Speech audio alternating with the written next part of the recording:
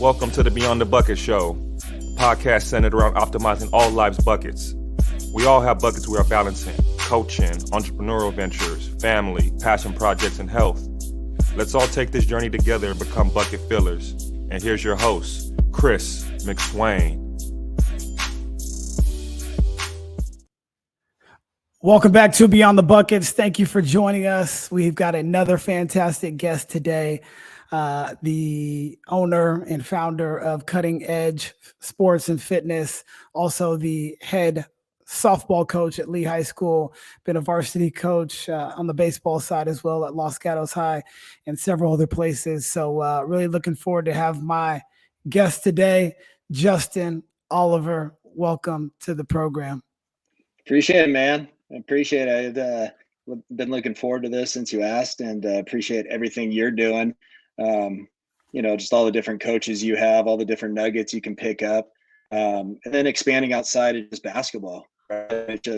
It's helpful as a coach to get the insight of all these great coaches that you interview, including yourself. So I appreciate the time, man. Well, thank you. Some of my favorite episodes are the baseball episodes because the baseball coaches have a lot to say, and there's just so much idle time when it comes to baseball. And I just think that's where you get the gift of gab. So happy to have you on, man. And I'd like to start with the first question, which is a fun fact about yourself. So give me a fun fact about you that even if somebody knows you, might not even know. Fun fact about myself is I do like pets, and I do have a bearded dragon, and it is my pet in the household. I think at 40 years old, people are like, you get the cat and it's the kids, but I do have a bearded dragon, and it is my pet. So that's a fun fact about me. Well, didn't know that. How big is that? How big is it? He's big, man. He's probably over a foot. He's 3 years old. So I actually just had a lesson today, and the daughter that comes and watches her brother in the lesson is all into lizards. So I actually came back to my house and held the bearded dragon. So it's good. It's a good conversation starter.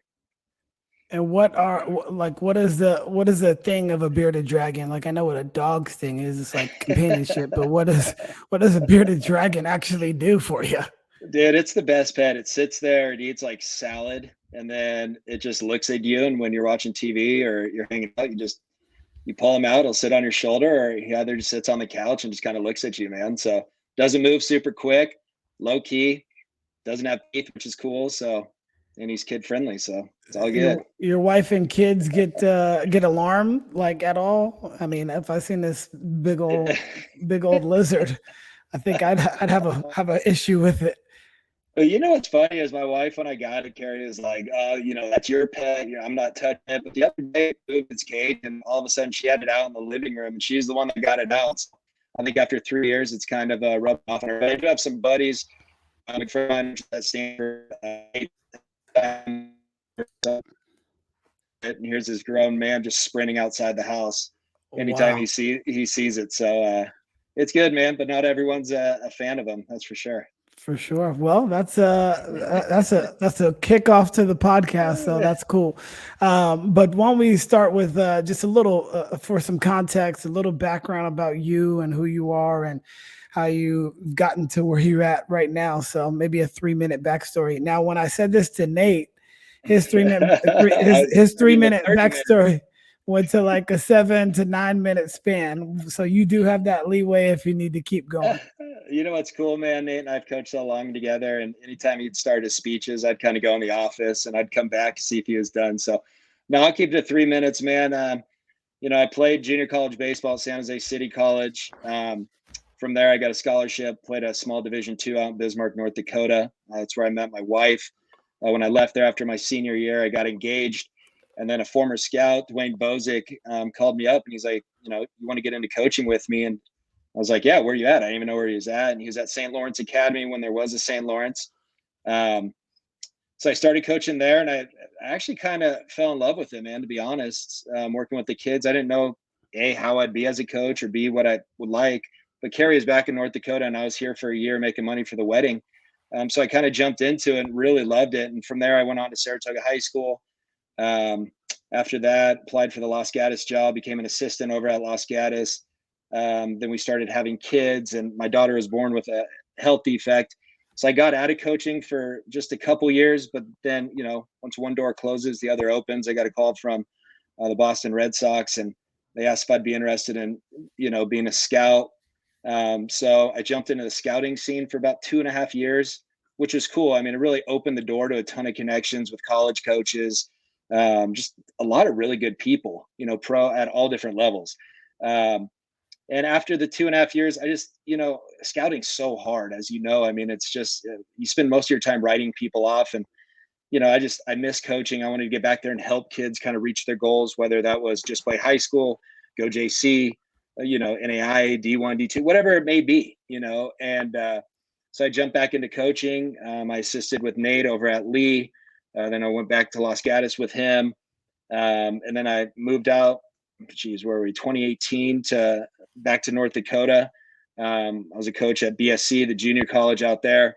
Then we were moving back after that year. And I knew Nate was going to step down at Los Gatos. So I sat down with Carrie and the kids. I said, I want to throw my hat in this thing. And there's a lot of great coaches that were going for it. And, push came to shove. In 2020, I got that job. So I was there for 3 seasons.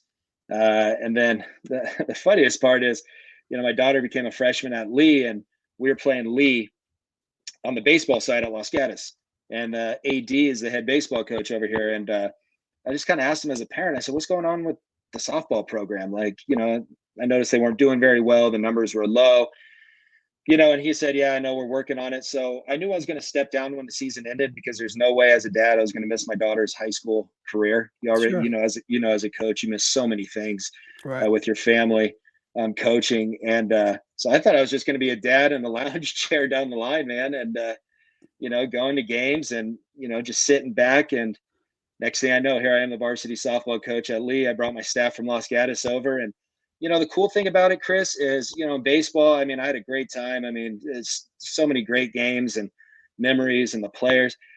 But, man, in softball, you don't have to wear the uniform. You know what I mean? So, I mean, you coach in shorts. You can coach in kind of whatever you want, as long as you have the hat on. So, we fell in love with it. And, coaching your daughter on the same field, there's nothing like it, so it's been an awesome transition. It's definitely been a transition.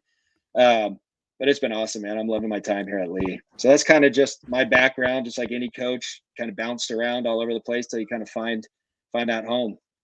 Yeah, I think that's one familiar thing that we all have, is just the different places that you go, the people that you get to meet, and then the opportunities that come because of that. And it could just be a small, very small conversation that gets you in the door or something like that. And you never know. You were coaching baseball, you were a scout for baseball, you played baseball, and then you end up coaching softball because the opportunity came. And truth be told, I had no real interest in coaching girls or women's basketball when the opportunity came. But when that opportunity came, you start to go down the rabbit hole of saying, well, maybe this could be a good thing. And then you start to talk to your family and you pray about it, and you end up doing something that you love. And you told me when I saw you on Sunday, you're like, I don't know if I'm going back to baseball. Ball is so fun. And I think the same way, and people ask me, do you want to coach boys? I said, well, I'm very happy and content where I'm at. And I really enjoy the school that I'm at. I really thankful for the great administration that we have. And, there would be no other place that I want to be at this point in time. You never know what happens down the road, but I'm extremely, extremely excited to continue to be where I'm at. And, some of our most, John Diotti, obviously, and, Mike Machado, they've been at our school for a very long time. And when you see a coach have that long legacy, that's something that you kind of look at and like, hey, man, maybe I can do that. And, I always want to reevaluate situations, but I'm really enjoying mine. And I'm so glad that you're enjoying yours too. Yeah, no, I mean, you said it, and you got two of the best, right? With Machado and Diotti. I mean, obviously I've coached against John numerous times, and I don't know if there's a better competitor out there, between him and his staff, and it shows. I mean, he's been on top of the hill now at Valley Christian, but I'm saying in the baseball community in this area for a very long time. Right. And with Machado, it's funny because I was actually in fourth grade, and I was Mike Machado's water boy when he was at Saratoga. So Wow. his mom was my math teacher, and I was his water boy. And then he ended up leaving for Valley Christian. So I mean, he's been there forever Yeah, that's and doing a great job. So, you're it comes exactly full right. I circle. mean, yeah, you just find those places where you're content, at least at the time, right? I think time will tell. Um, we never know what tomorrow brings, but at the same time, it's like you're right. Once you get content, there's nothing like it. Where you're at, you show up every day, and it's a good place to be. So yeah, I'm happy. It's great, and it's a whole lot of fun. So what was it like early in your coaching career when, your fiance at the time was back in North Dakota and you come out here and try to chase this dream of coaching and things like that? What was that time period like for you, when, your spouse to be is, halfway across the country? Well, I mean, I think it helped me kind of take my mind off when I first started, just us being apart for a year. We knew this going into it. I was going to come back home and work. One thing I do know about coaching is you better have a good day job for the most part, because how much you love it. I mean, you do got to have something else that brings in the income to body business. And it really allowed the time for me to coach, because I think that's the hardest thing. And today's thing is, everyone's trying to make it, especially here in the Silicon Valley. And you got to have a job that's going to let you off by 1 or 2 o'clock. You're going to be able to get to the practices, the games, and do that thing. And there's just not many jobs out there. So, going back to your question, that time was hard, but I think coaching really helped speed it up. It was interesting because I was young, right? I mean, I was fresh out of college. I thought I knew everything. I'm going to go into this school and it's going to be easy, and they're just going to listen to you, and that's it, because you just got done playing college ball. I learned very quickly that necessarily wasn't it, right? I learned that you had to get the buy-in from an athlete. You had to gain the trust, and if you could do those two things, then they'll start listening, right? And I think that was the biggest. When I look back, it was 16 years ago or 17 years ago now. I think that was the biggest challenge, yet alone just being away from my wife, but even on the coaching scene, coming in here young, thinking you know everything, and you're like, oh man, you got to figure out how to relate to these kids, and all that stuff to create that buy-in. So it was definitely a huge learning curve, back then.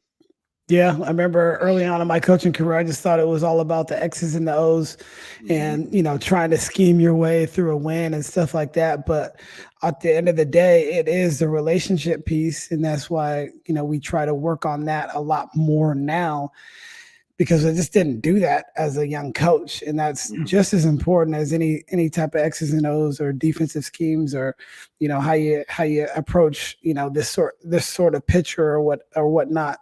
And I just think that's very paramount. So how did you start to gain those relationships and that trust, like you mentioned?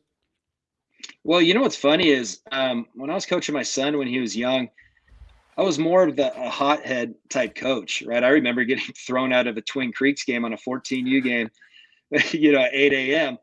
And I honestly, it was a turning point for me in my career on the coaching side, because I just didn't like the avenue I was going down. I was always running red. I was always looking for what could go wrong, and jumping on that thing. So I actually put myself through life coaching courses and got a certification in strategic intervention.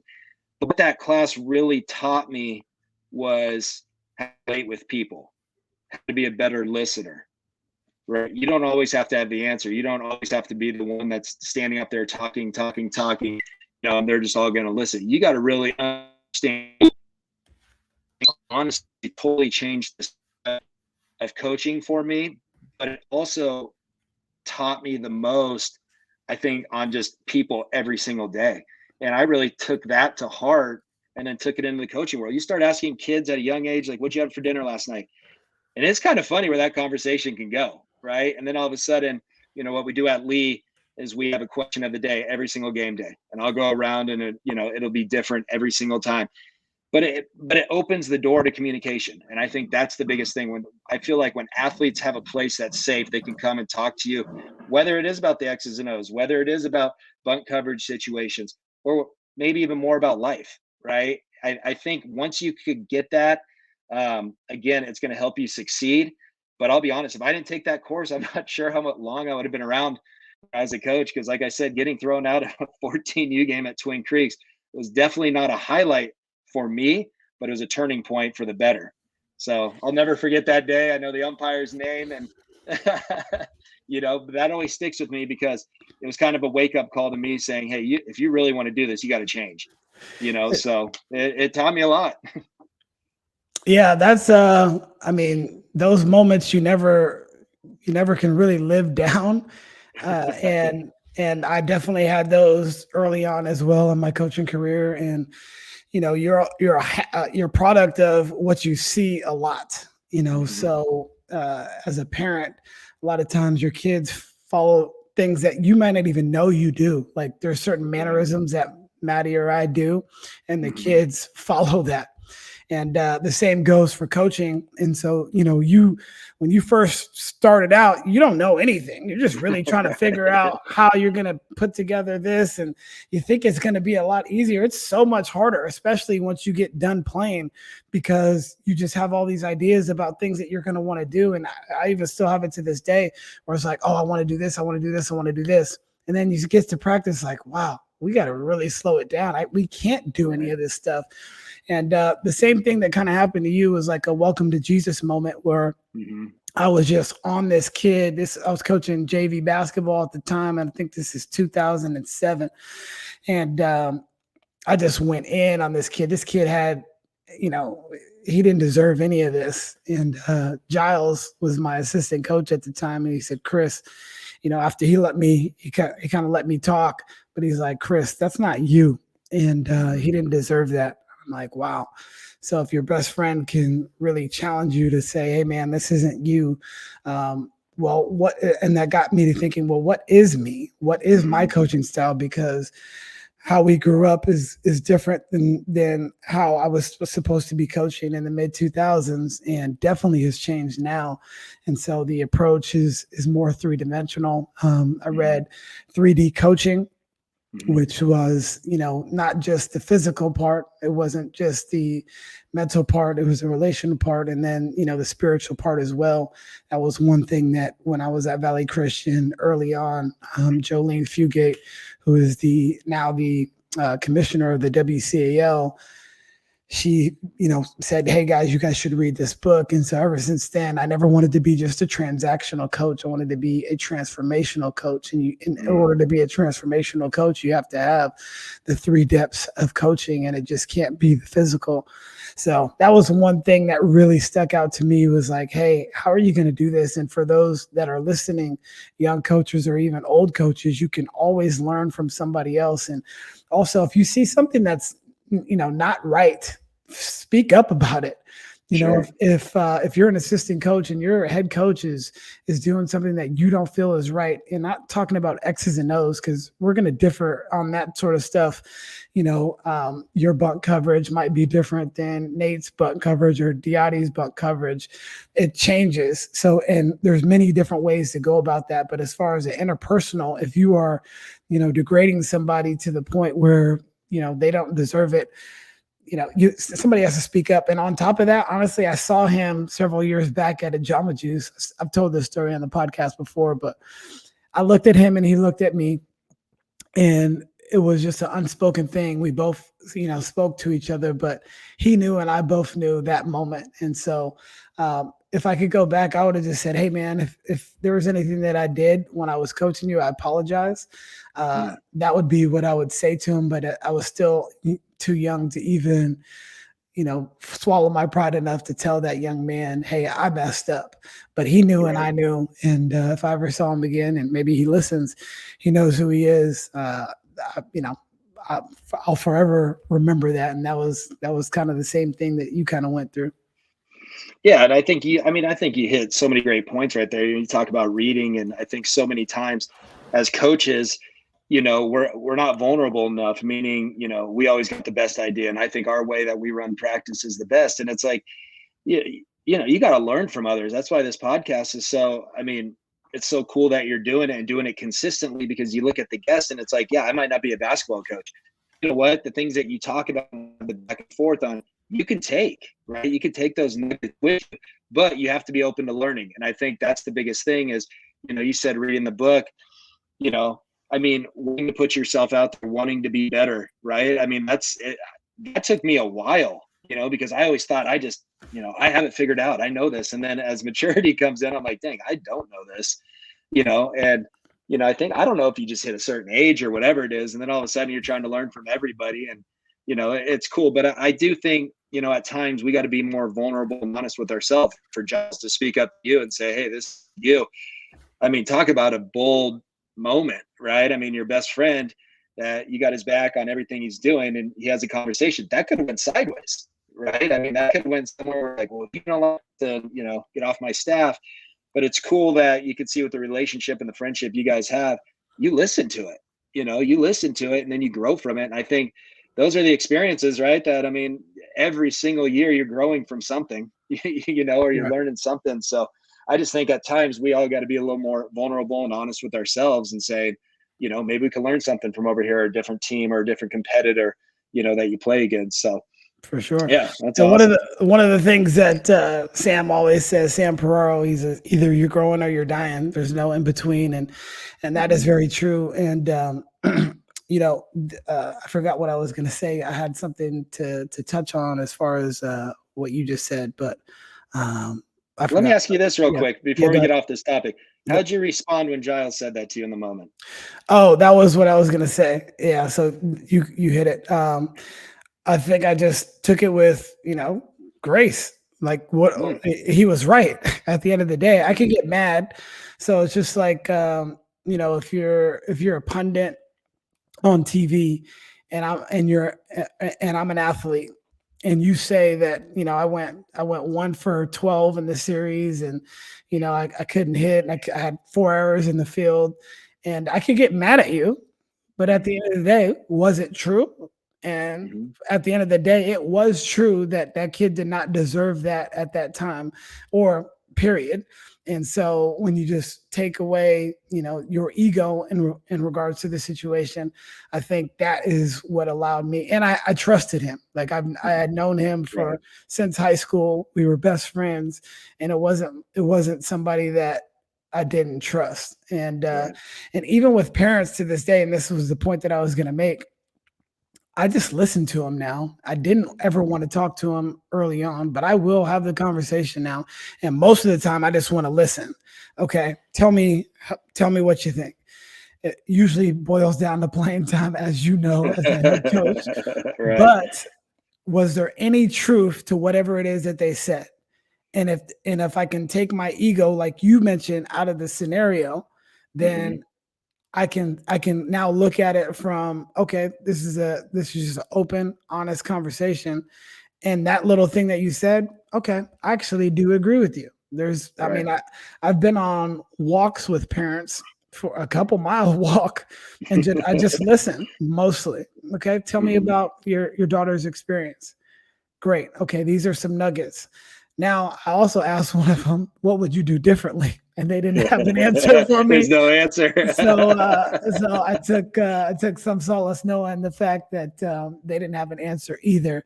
But I just think that the vulnerability, like you mentioned, and just the selflessness that you have to have in a situation like that, I think that gets you over the hump when it comes to that. If we just all release some of the ego that we have, or most of the ego that we have, a lot of situations could be resolved. Right. Couldn't agree more. Yeah. So, from St. Laurence, you go to Saratoga after, how many years were you at St. Laurence? And then what was the transition to Saratoga? Yeah, I was actually at St. Laurence for 1 full season, and then we were starting the second season. And it was literally probably 2 or 3 days before Saratoga's first game.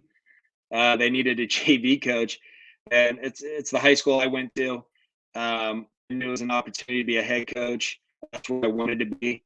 Coach Buzz did a phenomenal job at St. Laurence. He didn't have any restrictions on me. He let me run the offense. So I felt like, I was happy there. I just know I wanted to be a head coach. And then at the time we were living in Saratoga, so I'm like, it's my alma mater. I got to go back. So I got the job. I brought Nate with me. And the funny story is I was actually going to be gone for the first game already. It's already planned out. So I made it, but I missed the first 2 practices. So the first time I met the team was at a game. So trying to write a lineup and you don't know the names, you don't know your personnel. Nate's had them for like one practice. I'll be honest, that was tough. And it was funny. Nate and I, there's this one player, and Nate and I were debating. And it was either him or me. We're like, he's a second baseman. And the other one was like, no, he's not a second baseman. He's like, yeah, I think he is. Okay, we put him at second base. He had 5 errors. And we're like, he's not a second baseman. He ended up being our center fielder. Saratoga, I was only there as a AD coach 1 year, and then the Los Gatos thing opened up. And we're like, hey, look, this is a really good program. Talent. Let's just throw our name in it. So Nate and I actually went in there and applied together. We said, you're the 2 of us if you get us. We sat in the interview both at the same time, and ended up getting it to Mike DeNevy, but they wanted to bridge the gap and bring us in. And again, I at that time, I felt like it was an opportunity to be at one of the more elite type schools. So we went in there as the assistant coaches, and had a great year. Lost in, Division II of the Open to Leland. And after that is when I stepped out, because again, we had Madison, and she was born with a heart issue, and I was leaving all the time to go to the ER and back and forth. And I was like, you know what, I got to step back. It's more important. And then next thing you know, the Red Sox called, and I was like, this is interesting, So I said, I was never good enough to make the big leagues. It's the closest thing I'll do to working with the team. So again, I jumped into that journey for 2 years, and again, it was awesome. It was a lot of fun. So I was only at each of those for a year each, and then jumped into Los Gatos, and then got out of it because of family issues. Sure. And is that when you were a scout for the Red Sox, is that where you met Kevin? No, what's funny is Euclid and I have a really close relationship. We actually do a nonprofit together, but I met Kevin, I think I was Nate's assistant at Los Gatos. His coach, he moved here to the Bay Area. He didn't know anyone. He was new. And his strength coach and I are really good buddies. Mike Potenza is now with the Warriors, but he was with the Sharks for 15 years. So he actually called me up, and he's like, hey, you want to work out Euclid? And I was like, yeah. So, right away I'm like, okay, where does he live? I knew all the coaches in the area, and he's like, well, he's over in this area. So I called up Rick Weens, and we went over to West Valley, and, we just started training there, and, we really connected. And we kept a friendship. And then when he was done, I own a pool servicing company. I took over his house, and then all of a sudden, he started having kids, and, now he's doing the journey like us with young kids and young sports and all this stuff. So that's where Kevin and I met. I didn't know him when I was with the Red Sox. Quite honestly, I haven't even told him this story. My dad took me to Fenway, and he was my favorite player. I bought his jersey shirt. He was a third baseman. I was a third baseman. He played gritty. I played gritty. Next thing I know, he's getting out of his Tahoe, and I'm working him out. And it was kind of funny because I'm like, what's this guy really going to listen to me for? Here's a pool guy. I'm changing my clothes in the porta potty at West Valley, getting off work to go train him and stuff. But, at that point, I really realized here's a 2-time World Series champ, an all-star. They're just normal people, man. I mean, you talk to pros all the time. It's cool. You just have those conversations, those dad conversations. And then like anyone else, you just connect, right? You develop this friendship, and it was fun to watch him play. When he came here to Oakland, and then, he had a back issue, and then he went to Japan, and then his season was over. But, we stayed really close, and to this day, we talk all the time. We actually just talked yesterday, and he was at the Savannah Bananas throwing out the first pitch and all that stuff. So yeah, Kev's a really good guy, doing well with his brewery, broadcasting a lot with the Red Sox. So he's busy. Does he own Loma? Yeah. Okay. He owns Loma, and he's opening up a big beer garden out in Manteca coming up. So, and all of that happened based on relationships that you had prior to that. And, one of the things that I do admire about you is your relationships are really good. And we haven't talked in a long time, but every time we do talk, we have a very high level conversation, and I take away something every time we talk. And so you should have felt confident. I'm sure you did, that, if you're doing baseball, somebody's going to listen to you because you actually put the work in. You're a student of the game, and you're very, very good with, your communications style, and you can articulate things in a way that makes sense. So, if there's anything that I really appreciate about you, is the relationship piece. And those that are listening to this, the relationships are going to get you in the door. They can also keep you out of doors. And the more, and you don't want anything either. There's no ulterior motives. You're trying to provide value in all the situations that you have. And because you provided value, that opens up more opportunities for you. So why don't you speak to that and, kind of your experience on how you've been able to cultivate these relationships, which end up really working out for you in the long run. And then also, like a two-parter, but the selflessness that both you and Nate have. He was your assistant, you were his assistant, he was your assistant, you were his assistant, and you guys kind of did that for a number of years. Basically touch on those two things, the relationship piece and then just the selflessness that you have for serving others. Yeah, sure. No, well, I had a great coach in junior college, and you learn so much from coaches you didn't necessarily like, and you learn a lot from coaches that you like. And Coach Doug Robb at San Jose City is a mentor of mine. He's a close friend of mine still to this day. The one thing I left San Jose City with, and Coach Robb always would tell us, never burn a bridge. And it was something I really listened to. Coach Robb and I, again, have conversations all the time. And he said, especially in the coaching world, and, he's like, Justin, one day I could see you as a coach. He goes, you don't want to it's such a small community, right? And you just don't want to burn bridges. And like you said, the door could either open for you or it can close for you. And it's something that I've really prided myself on, of really connecting with people really of all sports, to be quite honest. Baseball tends to be my niche. And just when I was with the Red Sox and stuff like that, I instead of just scouting, I was getting to meet coaches, right? Getting their information, and then I'll follow up with them. And I try to follow up every week with a handful of coaches, across the country. And really, it's always in the back of my mind, never burn a bridge. If you have an athlete you think's good enough, right? Your job as a coach, in my opinion, is to pick up the phone and say, hey, look, I think I have somebody worth your time to see. And if they say, in baseball, well, we only need a right-hander pitcher. Okay, I don't have that. A lot of people will say, oh, well, you don't trust me, or really, you should see this guy. And it's like, instead of that, it's like, okay, it's just not a need for that spot, right? And I never really got defensive when people weren't interested in the players you had, or, if people don't necessarily have time, but I will continue to connect. I'll continue to send text messages. I'll continue to follow up.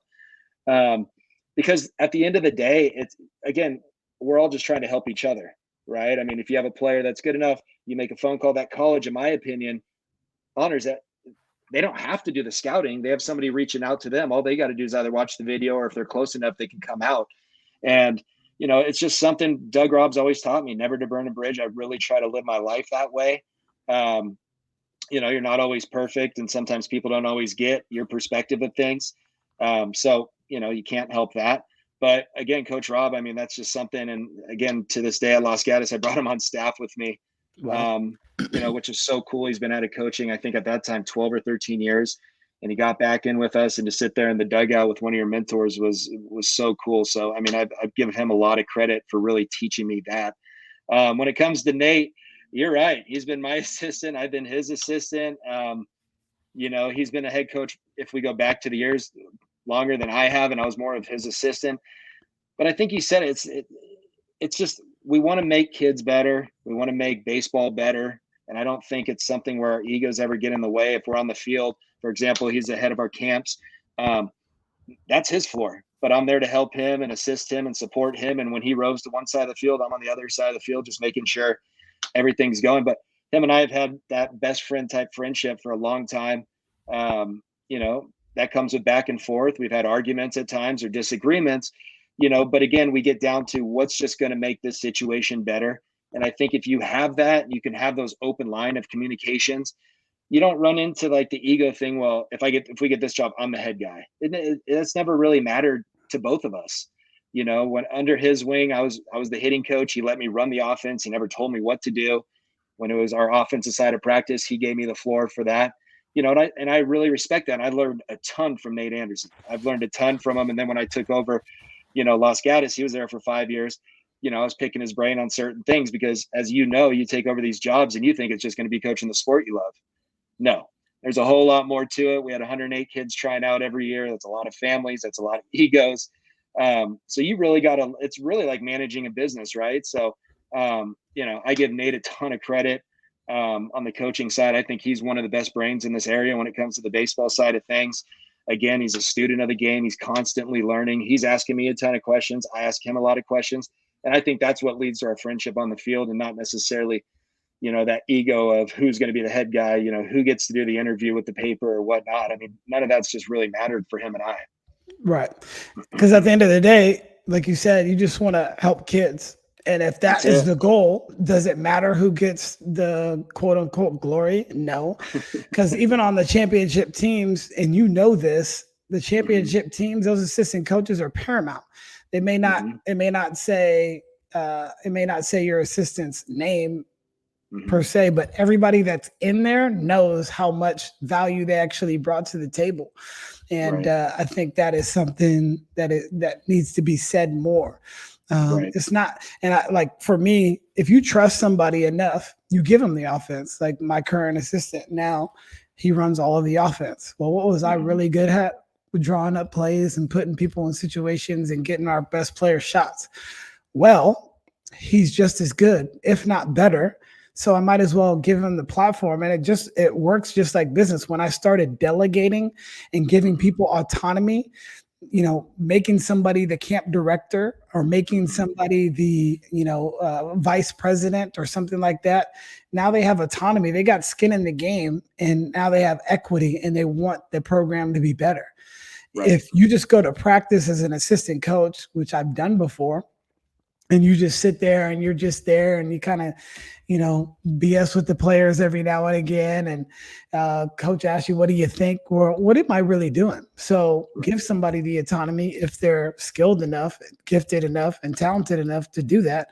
Why do we need to have control of everything? And the longer that I do it, the less control I want to have, and the more I want to actually just manage. If you can just manage, if you got a good process in place, whatever sport, whatever business you have going on, I think that has made me so much more efficient, even in my marriage. What are the things that we can split up? Okay, I'm going to do this, this, and this. And she's going to do this, this, and this.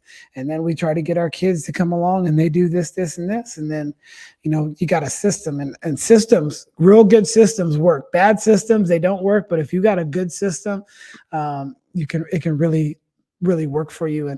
And speaking of like a business, you talked about owning a pool company.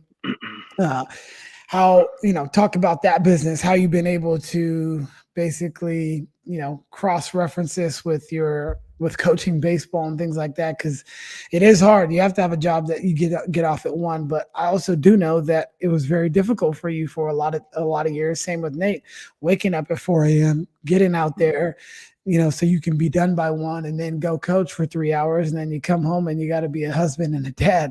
So talk about the business side of things real quick, as well as, how to balance those two things. Cause I don't think things are ever balanced. One's going to always get more than the other. And I don't think there is kind of an even scale there.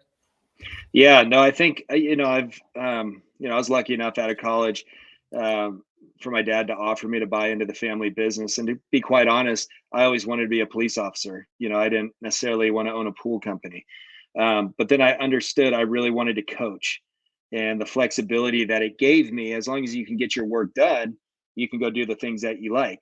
Right. And I think being a business owner, a small business owner, you have the ability to create different types of freedom for yourself. Right. It doesn't mean that everyone else does the work. You walk around and just make the money and that's it. That's not it at all. You touched on many years of waking up at 4 a.m, and that's doing the bookkeeping and replying to emails and stuff. But I also think running a business really taught me a lot about coaching, because you're dealing with people, right? I mean, we have roughly 200 residential houses we do a week. I mean, that's a lot of married couples you're dealing with. It's a lot of egos you deal with.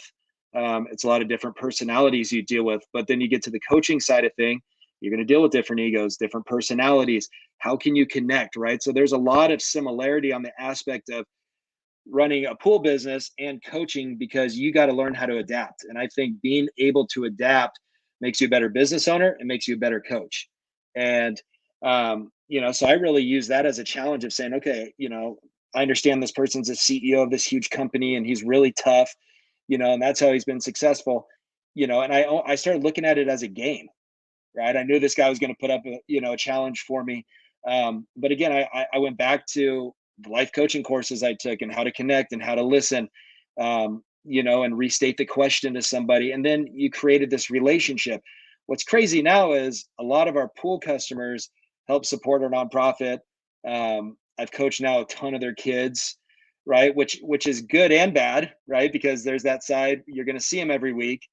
Maybe their kids not necessarily playing, so there is some of that awkwardness still that exists.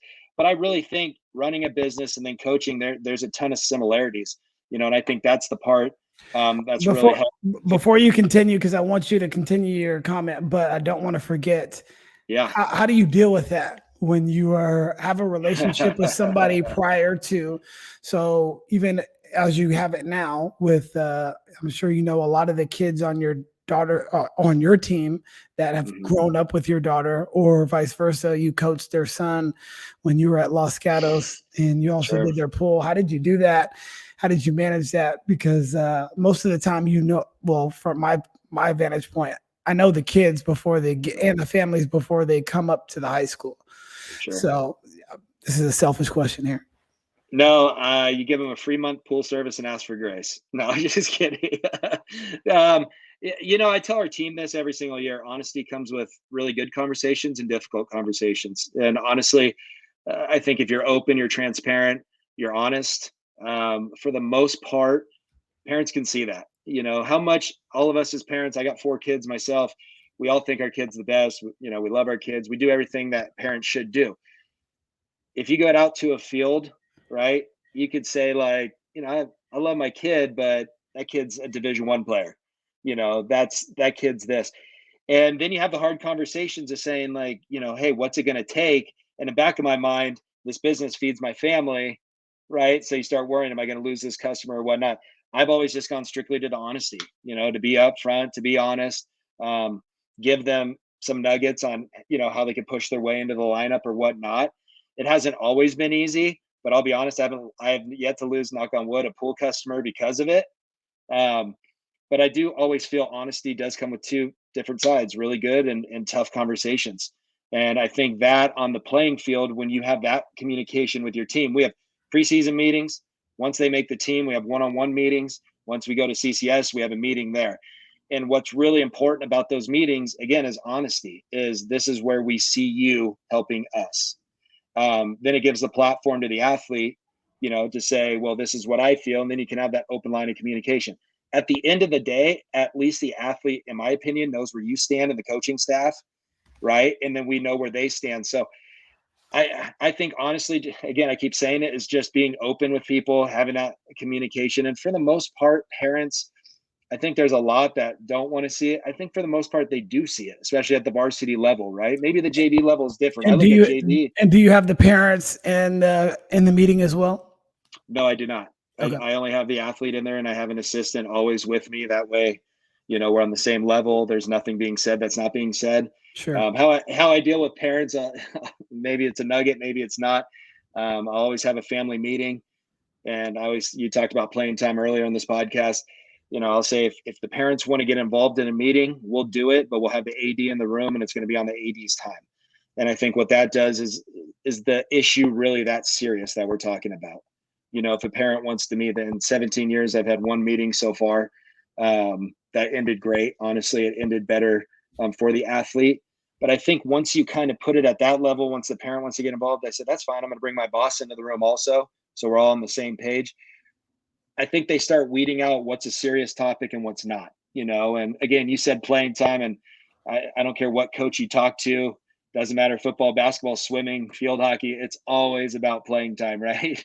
So, again, I think just being open with the athlete, and again, open with a customer, if you're running a business, really goes a long way. Whether they like it or not, they usually will sit back, digest it, and then go with it. That's the experience I've had so far. Yeah. To touch on that, what we did last year, we've never done it before, but we had right after the preseason, getting ready for league season, we met with everybody. We met with the players and the parents and all of the coaches.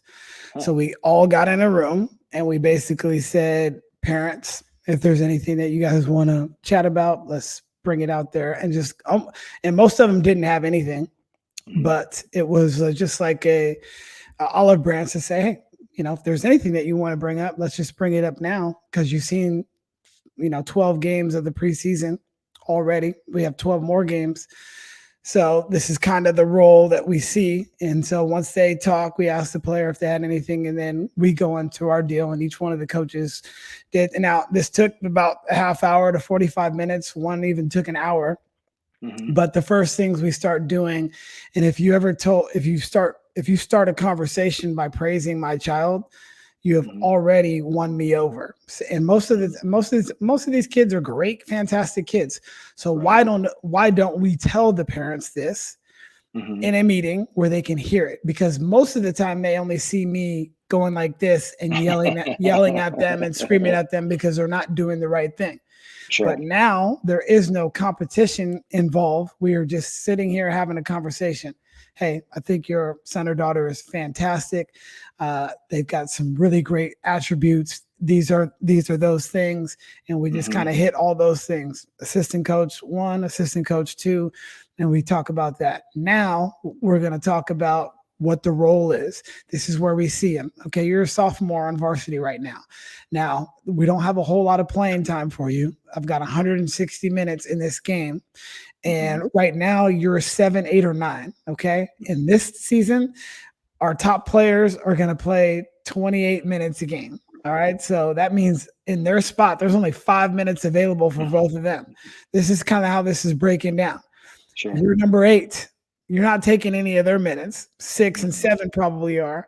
And here's kind of how it goes. So you can look at about maybe 6 minutes a game, if that. So we're just having an honest conversation. This is where we see it at. And, we had one kid said, well, maybe I should go down to JV. And I was like, okay, well, we hadn't thought about that either. And, that might be something, but it just kind of broke up. But I like your way too. I don't even know if my way is great. I might change it this year. I have no clue, but just hearing the different ways that people handle those sort of situations, I think is important. And this podcast is very, very selfish. I'm getting the best of you. I get the best of every one of the guests. And I just take these little nuggets. And the thing that you talked about, having conversations, there's going to be a good part. There's going to be a bad part. The good part is we can move past whatever it is, but we might have to have a hard conversation. I'm stealing that too. So that's how we handled it. And so. Then it went well? It went great. We had no parent issues this year. Awesome. And we don't have a whole lot, but I think in every team, there's going to be at least 1 or 2. Yeah, there's going to be at least 1 or 2. And this year we had no parent issues that I know of anyway, that have been brought to my attention. So yeah, I thought it went great, and we might do it again. It just depends. I think you got to temper it with your team, and depending on who you have and the relationship. So. Well, I think you're right. What you said right there, each year is different, right? I mean, that you've done this forever. It's especially in high school. I mean, even in college, right? You look at college basketball, guys are, they've got Calipari's losing 8 guys after their freshman year. And you got to be able to adapt to who you have, right? The personnel that you have. And like you said, the families that you have, so it's like what you mentioned, having everybody in a room to have that conversation. Maybe this next coming year, you're like, maybe this won't go so well, so you got to change. But I mean, that's a great point that you said. It just depends on, that year and who you have. And quite honestly, the families that come with it. Yeah. Every year changes. You just try to adapt and evolve with it. And sometimes, first of all, I don't want to be right. I just want to get it right. I don't have to. Early on in my career, and probably you could say the same thing for yourself. I just wanted to be right all the time. But now I don't care. Like as long as everybody is on the same page and we're just honest and transparent with one another. And if they know your heart too, I think having them know our heart as a staff towards their child really went a long way. So we'll see how it goes, and I'll let you know if we do it this year prior to your season starting. So being a head coach, what's the biggest difference between a head coach and assistant coach? Well, you get to live with the decisions you make, right? And those come on you. They don't come on the assistants for the most part. Um, I think it's that. I think obviously dealing with administration, dealing with off the field issues, everything that comes with being a coach, it now comes to you. I felt like as an assistant, I could just get in the cage. I could just go work with the guys and, whoever I was assisting, whether it was Corby McLaughlin at Bismarck State College or Nate Anderson at Los Gatos, they had to deal with everything else where I could just show up, get into our locker room, change, and go to the cage and start working with guys. I think that's the biggest difference. I think depending on what size program you're at, I've had two opposite ends here in the last 2 years. When you're at Los Gatos, is again 108 kids, you have 10 coaches, you have 3 teams. That's a lot of things, like you said, to get right. You got to make sure. And if something goes wrong on the freshman team, well, guess what? They're coming to talk to you. If something goes wrong on the JV team, they're coming to talk to you. Same with varsity, so dealing with all of that, there's times I showed up and then you're like, man, now we got to practice. You had to deal with all this stuff, and these emails, they come in at 7 a.m. and, so you're constantly on. Whereas an assistant, I feel like whatever the head coach wants you to be in charge of, you can show up, you can pour your energy learning throughout the day or whatever, and then go apply that to the team, and as a head coach, everything's coming through you. So I think that's the biggest piece. Now coming to Leigh, they finished the year before I got there with 10 girls. They were 4-20 or 4-21. So it's totally different. Los Gatos has always been more on the elite side of the public schools. So when I took over, it was like, man, we got to keep this going. When we came to Leigh, it's like, man, we got to create buy-in, right? So we had coaches meetings, and I'm like, again, 2 different ends here. I said, we got to go in there and have these girls believe they're capable, right? And we're building now from the ground up, where I feel like when I took over Los Gatos, guys like Brad Sanfilippo, Mike DeNevi, Bobby Hill, Nate Anderson, they kept it up there, right? So there was a different type of pressure. Is you got to go in there, you got to compete with Diadi at Valley Christian, you got to compete with Yaki at Midi, all these different great coaches, that have great talent. Yep. And then when I came over to Leigh, it was more like, oh boy, we got to build this thing, and we got to build this thing quickly, So again, it brought a different challenge, to the table. So I think, but going back to it, I just think you got to deal with everything as a head coach, right? Everything comes through you, which I wouldn't want any different, because if something's going to be said or a decision's going to be made and you weren't part of it, that's really hard to answer, when it comes to it. So I would just say taking on the load of everything as opposed to an assistant, like you said, if your assistant's in charge of offense, well, he could spend all days drawing up plays, right? And doing those things, where you might be dealing with off the field issues or off the court issues, or, whatever comes with it, administration stuff, going to all the all league meetings, going to all the preseason meetings, right. So I just think the workload gets a little bigger. But I like it. I think if I had to choose, I'd definitely stay as a head coach. For sure. Talk about your transition from coaching boys baseball to girls softball, and 2-parter. How is it coaching your daughter as well? Yeah. So first coaching boys and girls, it's 2 different things, right? Boys, you can kind of, in my opinion, maybe get on a little more. You just coach differently. It's a different style. Girls, in my opinion, are a lot more mature and responsible, but they're a lot more emotional at the same time, right? So there's different things. So there's just things that you learn throughout the course of the year that, I had a couple moments that my assistants were at Los Gatos, I would have really revved up and, not necessarily yelled at people. I'm not really a guy that's going to yell at an individual, but I'll address a situation vocally, if we continue to get it wrong, where I think with girls, I do more of the sandwich approach, but I've had a couple moments this year I kind of jumped up. I'm like, nope, and you gotta teach. But, I really enjoy coaching girls. When I told you this on Sunday, when we got to start at 3:30, I don't have to worry about them starting at 3:30. They just do it. Yeah. When we go to field prep, it's just done. They know their assignments. It's done quickly. It's done efficiently. So those things kind of take care of itself. But again, they are more emotional at times, but they have a lot of fun, man. One of the coolest things, I tell this all the time and people laugh, is, when I would pull somebody at Los Gatos, let's say this wasn't the right situation for them to hit in, and I'd pull them. I'm getting a snake eye for about a week, right? I'm getting stared down in my office. When I pull a girl, they got handshakes, they're cheering on each other, and it's really cool because I think we always preach, at least in baseball, you want to have a short-term memory. And I really realized going to softball, I did not have a short-term memory, right? And I think the girls really taught me what that is. So for that, I'm extremely grateful for. For your second question, coaching your daughter, we had to sit down and talk, and I said, there's so many things about daddy ball that you hear out there now and this and that. And I think the difference is I've done this 16 years prior, right? So I do feel like for the most part, I'm always learning, but running a program and different things like that you've done. But at the same time, we had a situation this year that she necessarily didn't get in a game, and she went home with mom, and mom's like, you better be ready to address this one, at home. And dinner was tough. Sometimes dinners are tough, but she did a really good job. I'll be honest. I think it's always in back of your mind, like, hey, are you just going to play your kid? Parents are waiting for it. But she did a phenomenal job. I think for the first, I don't know, few weeks, I was convinced they didn't even know I was her dad, but I get with social media and everything they do. But there's boundaries, and we talked about that at home. There's boundaries. When I'm on the field, I'm your coach, right? And I know, all my assistants from Los Gatos, and they've been around you and all that stuff, but she did a phenomenal job, man. And, I think the whole team did. I think they see, I don't necessarily play favorites. We're going to play the best at the varsity level to win the game. My daughter did a phenomenal job this year, getting second team all league as a freshman. All our freshmen, we started 4 freshmen. I mean, the girls really played extremely well.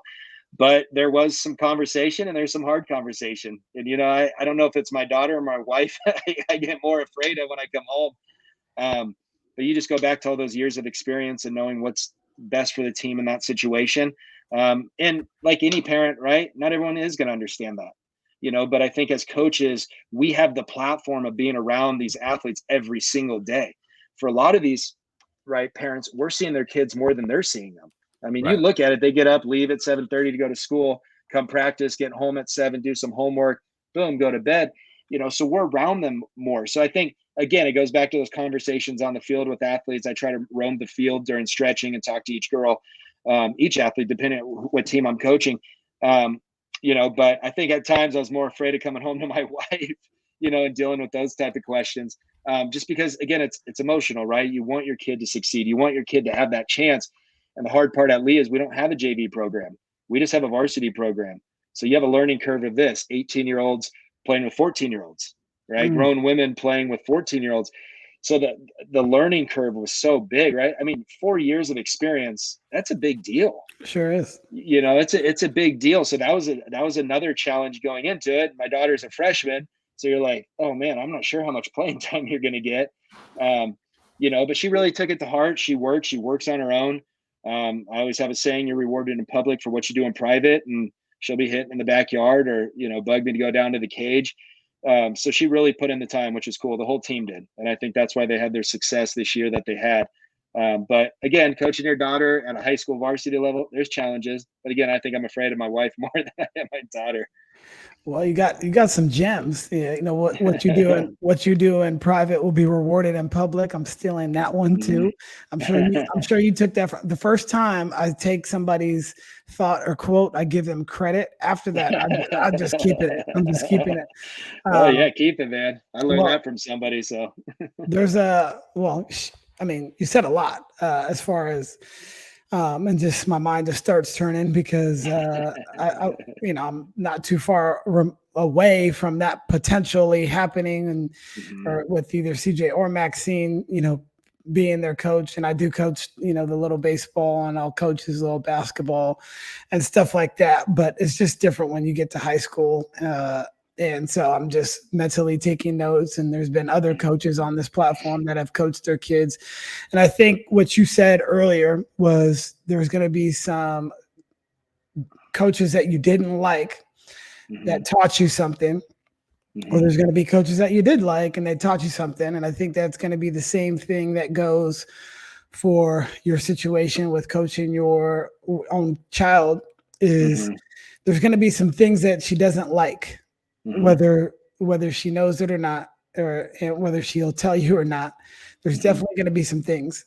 There are some things that I didn't like as a child but have made me the stronger person that I am to this day. Sure. But when I look back on it, my mom was always right. She was always right, or mostly right, in almost every scenario that I can look back on. And I think that Maddie's going to do the same thing for you. When you guys look back on this 10 years removed, she may not understand all the things that you were doing at that time. She may not understand that she wasn't in this game for, whatever reason, but she'll look back on it and be like, okay, I understand. I can say that. I just had Eric Ostrowski on, who was our assistant coach at the time at Del Mar when we were playing, and he was assistant Brad Quinnett. And there were some things that I didn't agree with those guys about, but I look back on it and say, okay, I understand now. And Right. I don't have to agree with it, but I can have some understanding and say, okay, you guys are doing what you guys thought was the best thing at that very moment. And even O told me, he's like, I look back on I wish we would have did some things differently. And he was, honest and transparent. And I talked to him, and we actually sat down with that whole staff. We were out, having dinner somewhere, and we saw them, and we just hung out with our old staff, and we just talked, and we talked about how some stupid things that we did, just to pull their buttons, and some things that they did that they would have not done now. And I think that's just a part of learning and growing, and it is going to be uncomfortable. It is going to be uncomfortable. Did you watch the quarterback thing on Netflix yet? I haven't. I just got done watching the Steph Curry thing. That was really good. And so you definitely need to watch the 7-part series with the quarterback. It's got Patrick Mahomes and his mentality on getting through some of the hard stuff. And it shows this whole road to the Super Bowl, which was not easy. And this man's training, and what you said earlier, what he did in private was now going to be praised in public. You witnessed that when he got that high ankle sprain, the pain and agony. I made my son, who stayed home sick today, I made him watch that. There was some extracurricular vocabulary throughout that whole thing, but I said, hey, I just want you to see what this is. He's like, Dad, his ankle hurt really bad. And he's like, no, I'm going back in. And he went and got that x-ray. He's like, if the x-ray is good, I'm going back in. He told Andy Reid that. And Andy's like, x-ray came back negative, and you remember that game. He's kind of hobbling. He's hobbling, and he makes the plays, and it was fantastic. I got chills watching that. That was the second time I watched it today, and not today, but the second time I watched it, and all that stuff that you talked about just kind of resonated with me. So, man, that's those are some real gems that you dropped there. Yeah, no, isn't it crazy though? You said you go back and you've already watched it twice, but isn't it funny? You watch something once, and then you go back and you're like, just what you can learn from seeing it multiple times. You know what I mean? And I think that goes with, watching video in baseball, or, whether it's watching film and basketball or whatnot. You could watch that, but when you watch it a second time and a third time, you start seeing different things. And I think watching these documentaries, there's so many good things out there, man. We're so lucky to be around right now with all the great athletes in all the sports. I mean, you look at what Messi's doing all of a sudden, 3 goals or whatever it is that quick. And it's like the amount of pressure and everything that's on this guy, and to sit there with our kids. I was sitting with my CJ, and we were watching the Steph Curry thing. And I'm like, man, one day you're going to be able to just tell your kids, like, I took him to a game last year. Like, you saw, the best shooter, whether you believe it or not, whatever the argument is, one of them of all time. And it's just like, you're seeing what they go through. Right. I mean, you look at what he did at Davidson. It took a coach to believe in him. I mean, that's just it, right? It took somebody to believe in him and say, I'm going to stick with you, and, look at what he's doing today. So I just, when you said that, you saw it a second time, it's just, it goes to my mind of like, I'm going to go back and rewatch it, because you learn so many different things. And it's cool. You can watch it with your own kid now, because they're both at an age where they're like, my CJ fell asleep because he fell asleep on it. I was locked in. I'm like, oh, this is awesome. But what I really liked about that documentary was the fact that they showed all the hard stuff. They didn't fluff it up. It wasn't like this, I don't, are some documentaries where it's like, oh, it's all good, but it was hard for them. It wasn't easy at any, and they could have really fluffed it up. And they didn't. And so that was what I really appreciated it most, because that is where it's at. And on the Mahomes one too, he's his trainer is telling him, he's like, oh yeah, you're gonna do this basically split squat jumping 135. He's like, you want me to do you? So what do you want me to do with this? What I just showed you. He's like, and Mahomes is like, I'm not doing that. The guy's like, yes, you are. Yes, you are. And so he's like, you can fill it out first. So he starts filling out, and then he freaking starts going. And I was like, oh yes, that's what I love. I mean, it was amazing. He just started, then you just doom, doom. And the way he trains, it's exactly what he does on the field. It is exactly, he's doing all these crazy movements. And that's what Dan is what you do in those unseen hours, you are going to reap the benefits at some point. So, well, I think real quick. Yeah. What do you got? No, go ahead. I was just going to say, I mean, working with athletes like we do all the time, I think the one thing in today's world we get away from is everyone's got access right at their fingertips. I think IQs have gone down in sports because kids can watch the highlights in 2 minutes and be like, yeah, I saw that dunk. Yeah, I saw that home run. But they're not listening to the game. They're not learning it. One thing I tell all our athletes is, sports are about feel, right? In my opinion, it's about feel. And it's about, you look at Steph Curry, it's like, they don't make an app yet that you could just click on and you're a great shooter. He's got to take those 500 shots when nobody's looking, right? He's got to rehab those ankles when he has injuries.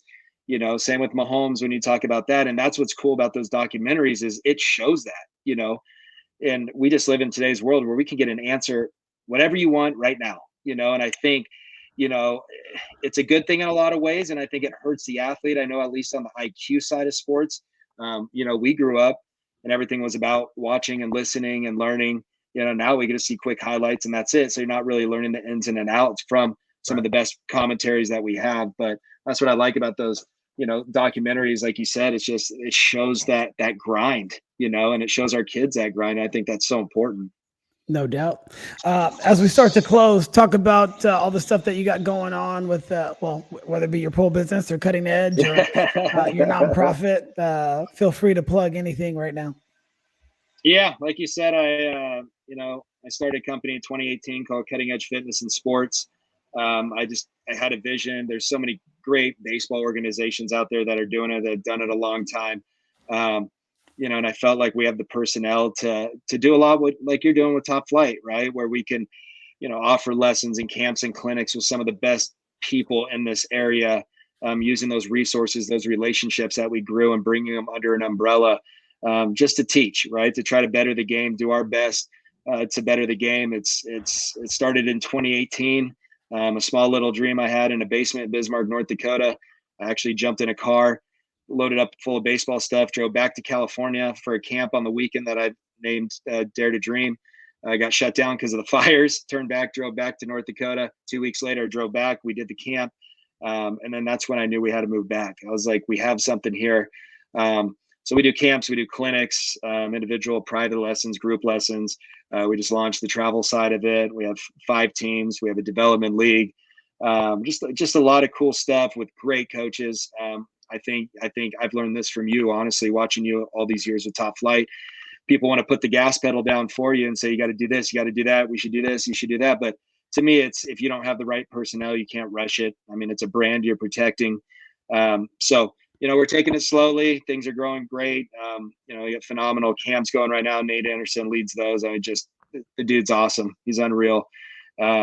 So again, a lot of good people. A lot of experience, so we're doing that. And then I have a nonprofit I run with Kevin Euclid called Grind to Shine, where we privately raise funds to help the underserved communities. Last year, we touched 567 athletes. We did 11 camps with the Boys and Girls Club, East Valley YMCA. We were out in Luther Burbank High School, putting on 2 major camps out there on the weekend. So again, man, just trying to give back. I understand where travel sports are. I understand the cost that comes with everything, the hotels, just the expense. And you know what, there's arguments for both sides. I'm fully aware of that. I know you've heard everything. But I think when it comes down to it, we all want what's best for our kid, whether that's with you at Top Flight, us at Cutting Edge, different competitors. I don't really look at people as competitors. I'm friends with all the guys that run all those organizations. I think that's what's cool. You could brainstorm, you could talk. So that's what we're doing, man. Everything's, so far, knock on wood, going well. So like I said, we'll see. Day to day, we'll go with it.